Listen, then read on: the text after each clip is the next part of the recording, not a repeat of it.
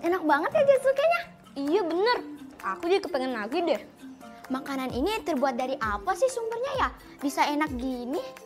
Namanya aja udah Jatsuke, jagung, susu, keju. Pasti bahan utamanya jagung lah. Oh, sumber makanan ini dari tanaman jagung. Iya, jagung ini bisa menjadi sumber energi untuk tubuh kita loh. Hai teman-teman di rumah, makanan apa yang dimasak keluargamu pagi ini? Bahan utama makanan itu berasal dari hewan atau tumbuhan? Ayo beritahu kita ya. Rio, aku jadi ingin lebih tahu lagi deh tentang makanan sebagai sumber energi. Wah, aku juga sama nih. Bagaimana kalau kita tanya Kakak Zara aja? Boleh, yuk kita tanya. Ayolah. Ayo, kayaknya ada yang manggil-manggil nama kakak nih. Iya kak. Kayaknya juga ada yang penasaran sama sumber makanan ya? Iya kak. Betul banget. Pas banget, kakak punya buku. Lihat deh, judulnya Aliran Energi dalam Jaring-Jaring Makanan. Wah, kedengarannya seru juga tuh. Tolong bacain buat kita ya kak dan teman-teman di rumah. Boleh banget, pasti akan kakak bacain. Tapi sebelum itu, kita berdoa dulu yuk agar kegiatan kita hari ini berjalan dengan lancar. Yuk. Amin. Ya udah siap belum dibacain? Siap kak. Ayo langsung aja kita mulai. Penasaran nih aku kak. Yuk. Tahukah kamu, pada rangkaian peristiwa makan dan dimakan, tumbuhan berperan sebagai produsen. Hewan herbivora berperan sebagai konsumen tingkat pertama karena memakan tumbuhan secara langsung. Karnivor akan menempati urutan sebagai konsumen tingkat kedua karena dia memakan hewan di tingkat pertama. Karnivor tingkat kedua akan dimakan oleh karnivor tingkat ketiga. Konsumen tertinggi atau tingkat keempat akan diisi oleh predator utama yaitu karnivor dan omnivor. Urutan ini menggambarkan bagaimana energi mengalir dalam sebuah ekosistem. Suatu ekosistem tidak hanya terdiri atas satu rantai makanan, tetapi banyak rantai makanan. Beberapa rantai makanan ini disebut jaring-jaring makanan. Jaring-jaring makanan menggambarkan hubungan pemangsa dan aliran energi dari satu spesies ke spesies yang lain. Padi akan dimakan oleh ulat, belalang, dan tikus. Sementara itu, ulat dan belalang juga memakan tumbuhan lain. Kemudian, ulat dan belalang akan dimakan oleh ayam. Sedangkan belalang dan ulat akan dimakan oleh katak. Tikus akan dimakan oleh ular dan elang. Kemudian, ayam juga akan dimakan oleh elang. Bahkan, elang sendiri juga akan memakan ular. Melalui proses inilah hewan mendapatkan energi untuk bergerak dari makanan yang dimakannya. Nah, jadi kayak gitu prosesnya. Sekarang giliran kakak mau tanya sama kalian, yang bisa langsung jawab ya. Siap kak. Oke, pertanyaan pertama, bagaimana fungsi tumbuhan dalam jaring-jaring makanan? Aku tahu kak. Ayo, Rio. Tumbuhan berperan sebagai produsen. Tuh. Iya, tumbuhan dikatakan sebagai produsen karena mampu menghasilkan makanannya sendiri. Betul juga Salsa, bener dua-dua 100 deh, pinter-pinter banget ya mereka. Nah, siap-siap pertanyaan selanjutnya ya. Dalam jaring-jaring makanan tersebut, hewan apa saja yang termasuk konsumen ketiga? Aku tahu. Hewan yang termaksud dalam konsumen ketiga adalah ulat dan elang. 100 lagi buat Salsa, tepuk tangan dong. Asik. Oke deh, coba sekarang kita akan lihat yuk seperti apa jaring-jaring makanannya. Ini dia. Pertama, rumput dimakan oleh belalang. Belalang berperan sebagai konsumen pertama. Belalang dimakan oleh katak. Katak berperan sebagai konsumen kedua. Katak dimakan oleh ular. Ular berperan sebagai konsumen ketiga.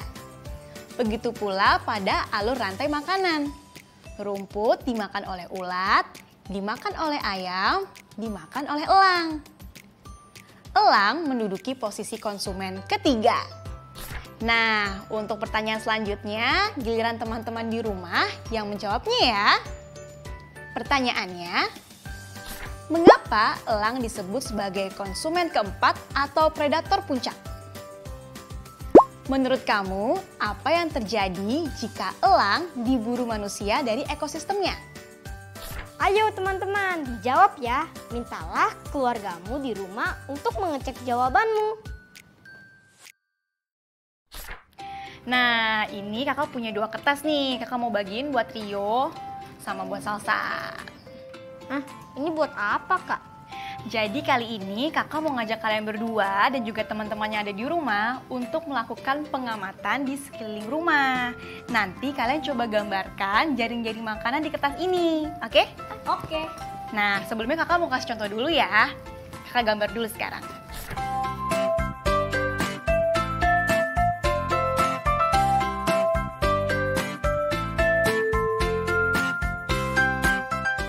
Kurang lebih seperti ini gambarnya. Oh gitu ya kak. Tapi nanti kalian bikinnya harus pakai konjungsi waktu. Apa itu konjungsi waktu, Kak? Konjungsi waktu itu adalah penghubung antar kata atau kalimat yang biasa juga disebut dengan kata sambung. Jadi konjungsi waktu itu adalah menjelaskan hubungan waktu antara 2 hal atau peristiwa. Nah, contohnya kayak gini, ada kata-kata setelah, sesudah, sementara. Paham gak nih? Tapi gimana Kak cara penggunaan kalimatnya? Penggunaan kalimatnya, oke kakak kasih contoh ya. Misalnya bikin kalimatnya kayak gini. Tumbuhan akan menjadi energi setelah ulat, belalang, dan tikus memakannya. Oh gitu ya kak. Nah, yang terakhir, coba kalian prediksikan kira-kira apa yang akan terjadi jika salah satu hewan pada ekosistem itu sudah punah atau mungkin sampai hilang. Contohnya kayak gini, seandainya ada burung elang sudah tidak ada lagi, terus nanti keberadaannya si ular akan semakin banyak dan nggak bisa lagi kendalikan. Berarti nanti keberadaan ayam, kucing, dan tikus jadi makin dikit deh. Paham nggak? Oh oke kak. Ayo Salsa, kita mulai pengangkatannya. Ayo teman-teman di rumah, kita mulai ya.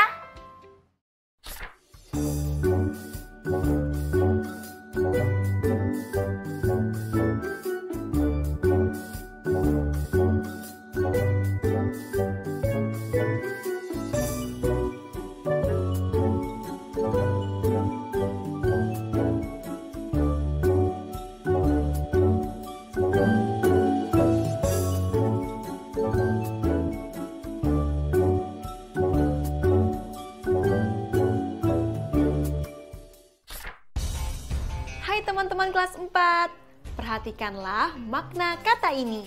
Kata pertama, sebelum. Maknanya adalah ketika belum terjadi. Contoh, sebelum makan kami berdoa lebih dahulu. Kata kedua, sesudah. Maknanya adalah sehabis, setelah. Contoh, sesudah membeli tiket, ayah langsung naik. Kata ketiga, ketika. Maknanya adalah waktu singkat atau waktu tertentu. Contoh, ketika ibu datang, aku baru bangun. Kata keempat, sementara. Maknanya adalah selama atau selagi. Contoh, sementara menunggu ibu, Mita mandi. Nah, sekarang coba buatlah 10 kalimat dengan konjungsi waktu seperti pada contoh tersebut. Jangan lupa, gunakan penulisan tanda baca yang benar ya. Selamat berlatih! Teman-teman, jangan lupa ya, mencatat judul-judul buku yang sudah kita baca hari ini. Seperti hari ini, aku sudah membaca buku berjudul Aliran Energi dalam Jaring-Jaring Makanan. Jangan sampai lupa mencatat judulnya ya.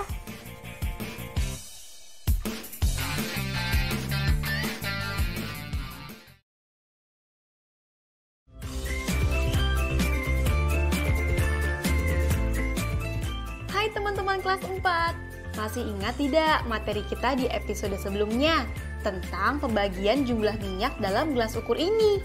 Yuk kita ulas kembali. Pada gambar ini terdapat gelas ukur berisikan minyak sebanyak 120 ml. Jika gelas ukur tadi berisi minyak sebanyak 120 ml dan dibagi ke dalam dua gelas ukur yang sama banyak, berapakah banyaknya minyak yang ada dalam setiap tempat? Teman-teman masih ingat kan cara penyelesaian soal seperti ini? Yuk kita bahas bersama. Diketahui, gelas ukur ini berisi minyak sebanyak 120 ml. Kemudian, minyak tersebut dituangkan sama banyak ke dalam dua gelas ukur yang berbeda. Yang ditanyakan, berapa banyak minyak yang ada dalam setiap gelas ukur setelah dituang? Nah, kita bisa menjawab dengan cara berikut. Jika gelas ukur sebelumnya berisi 120 ml dan dituangkan sama banyak ke dalam dua gelas ukur berbeda, dengan demikian kita tinggal melakukan pembagian. Banyaknya minyak dibagi dengan jumlah gelas ukur, maka 120 ml dibagi 2 hasilnya adalah 60 ml. Jadi sekarang sudah kita ketahui bahwa setelah dituang ke dalam dua gelas ukur sama banyak, setiap gelas ukur berisi 60 ml minyak. Mudah bukan teman-teman? Yuk kita lanjut ke contoh soal kedua. Soal berikutnya, gelas ukur berisi 120 ml minyak goreng. Jika minyak yang ada di dalam gelas ukur tersebut dituang ke dalam 3 gelas ukur lain dengan sama banyak, berapakah banyaknya minyak yang ada dalam setiap gelas ukur? Gunakan cara penyelesaian seperti soal sebelumnya ya. Ingat, jumlah minyak dibagi dengan banyaknya jumlah gelas ukur. Kalian pasti bisa menjawabnya.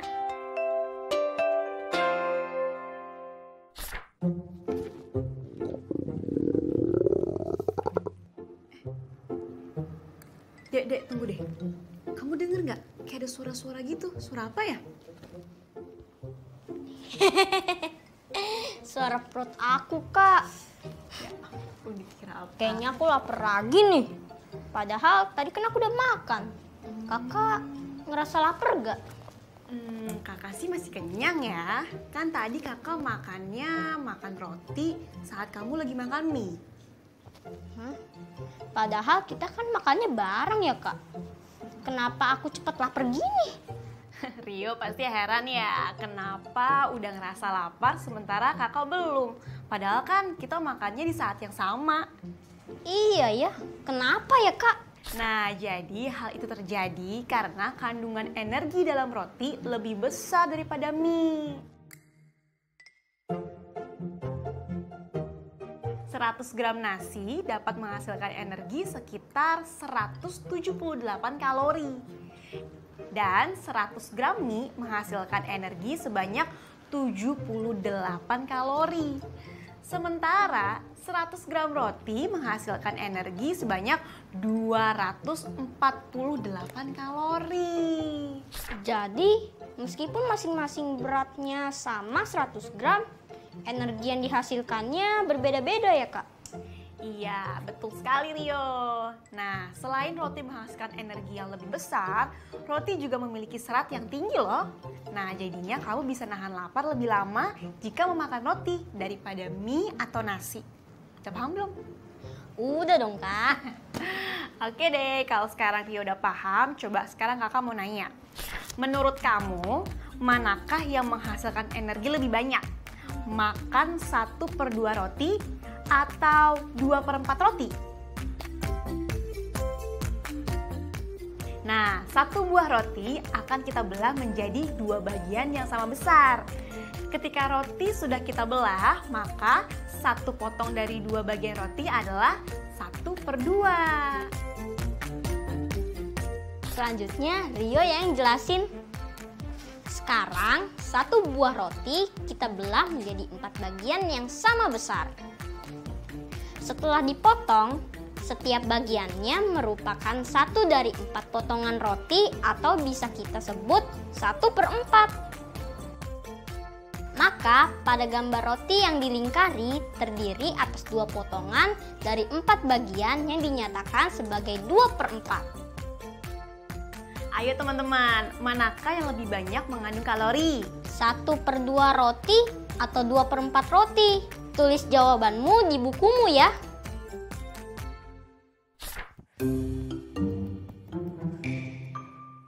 Rio, nih tadi kan habis olahraga, kita butuh banyak cairan. Minum air putihnya dulu ya.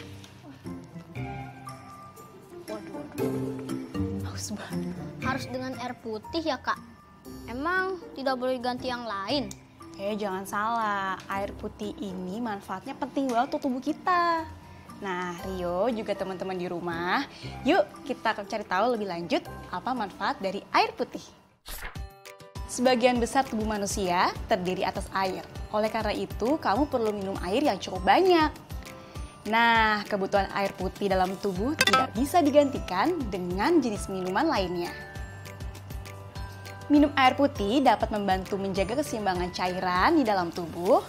Selain itu, air putih juga berperan membantu sistem metabolisme tubuh, melancarkan proses pencernaan, membantu proses penyerapan nutrisi, menjaga sirkulasi darah, dan menjaga suhu tubuh. Untuk anak usia 9 sampai dengan 10 tahun, disarankan minum air putih sebanyak 7 gelas dalam sehari atau setara dengan 1,5 liter air. Banyak sekali ya manfaatnya. Mulai sekarang aku mau minum banyak air putih ah. Nah, gitu dong Rio. Bagus itu tubuh kita. Nah, sekarang ikutan kakak yuk. Soalnya kita akan melakukan percobaan untuk mengenal pecahan senilai. Tapi sebelum itu, yuk kita siapkan 17 gelas air minum kemasan yang berukuran sama. Ayo kak. Langkah pertama, siapkan 17 gelas kosong dan isilah 3 gelas dengan air hingga penuh. Kemudian, tuangkan isi gelas pertama ke gelas kedua yang kosong dengan jumlah yang sama. Pecahan berapakah tiap gelasnya? Karena air di dalam gelas bernilai 1 dari 2 gelas, maka bentuk pecahan tiap gelasnya 1/2. Betul Rio. Nah, sekarang langkah selanjutnya. Tuangkan isi gelas kedua ke 4 gelas kosong sehingga memiliki isi yang sama. Pecahan berapakah tiap gelasnya? Karena air di dalam gelas bernilai 1 dari 4 gelas, maka bentuk pecahan tiap gelasnya 1/4 kak. Betul. Sekarang langkah terakhir. Kita tuangkan isi gelas ketiga ke 8 gelas kosong sehingga memiliki isi yang sama. Pecahan berapakah tiap gelasnya? Volume tiap gelasnya berisi pecahan 1/8 kak. Karena air di dalam gelas bernilai 1 dari 8 bagian yang sama. Nah, kakak punya soal terakhir nih dek, sebelum kita masuk dan kita bersih-bersih. Ayo kak, Rio siap bahas bersama nih. Oke. Jika diketahui 1 gelas berisi setengah air, maka membutuhkan berapa gelas agar senilai dengan 1/8? Aku jadi lupa caranya. Tolong jelasin lagi ya kak. Oke, kita mulai ya dek. Pecahan dari gelas berisi setengah air adalah 1/2. Untuk menjadi 1/8, 2 dikali berapa supaya hasilnya 8? Dikalikan 4 kak. Betul. Maka volume tiap gelas bernilai 1/8 diperlukan 4 buah gelas Dan ketika dijumlahkan, maka pecahannya adalah 4/8. Oh gitu. Seperti ini. 1/2 dibagi 4 gelas sama dengan 1/8. Atau 1/2 dikali 1/4 sama dengan 1/8. Wah, Rio jadi paham nih Kak. Bagaimana? Apakah teman-teman di rumah sudah paham juga? Kalau gitu, sekarang coba teman-teman di rumah hitung soal berikut ini ya. Tulis jawaban kamu di buku latihan. Jika ada kesulitan, coba minta bantuan dengan keluarga di rumah, oke? Hai teman-teman, untuk memperjelas pemahaman kita terhadap konsep pecahan, yuk pasangkan pecahan berikut ini dengan pecahan yang senilai. Kamu bisa menggunakan gelas untuk membuktikannya, atau kamu dapat melakukan pembuktian dengan menghitung seperti ini. Pada soal pertama, berapakah nilai pecahan yang senilai dengan 1/2? Jawabannya adalah 2/4. Bagaimana ya caranya?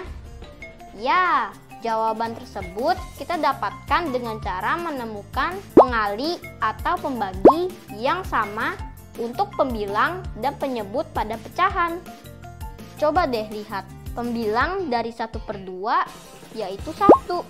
1 jika dikali dengan 2 hasilnya adalah 2. Lalu penyebutnya yaitu 2. Jika dikali 2 maka hasilnya adalah 4. Hal ini juga berlaku untuk pembagi yang sama. Jika 2 dibagi 2 sama dengan 1, maka 4 dibagi 2 sama dengan 2. Kedua cara ini menghasilkan jawaban yang sama, bukan? Nah, sekarang giliran teman-teman di rumah ya, melanjutkan soal berikut ini. Semangat ya! Dan jangan lupa untuk menulis jawaban di buku tulismu. Selamat mengerjakan. Gak kerasa ya, waktunya sudah mau habis. Tapi kita bakal ketemu lagi besok. Rio mau pamit untuk tidur dulu ya. Teman-teman di rumah juga pastikan ya untuk istirahat yang cukup dan jaga kesehatan. Sampai jumpa besok. Dadah!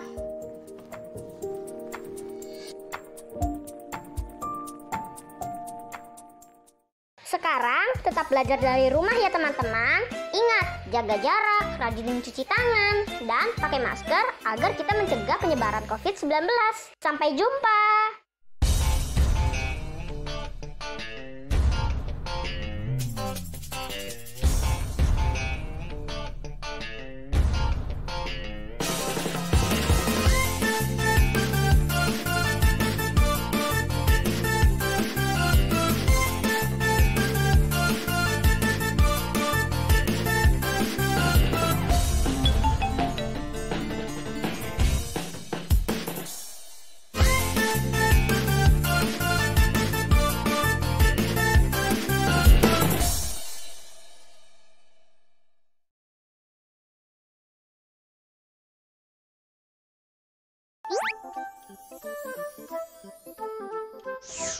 Halo sahabat Dikbud, di masa kebiasaan baru seperti sekarang ini, ingat selalu pesan ibu.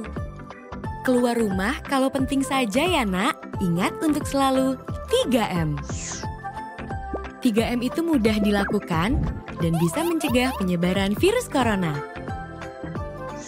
Menggunakan masker, mencuci tangan dengan sabun dan air mengalir, menjaga jarak. Sahabat Dikbud, kalau kamu sayang keluarga, jangan bawa virus ke rumah ya. Ingat pesan ibu, ingat 3M.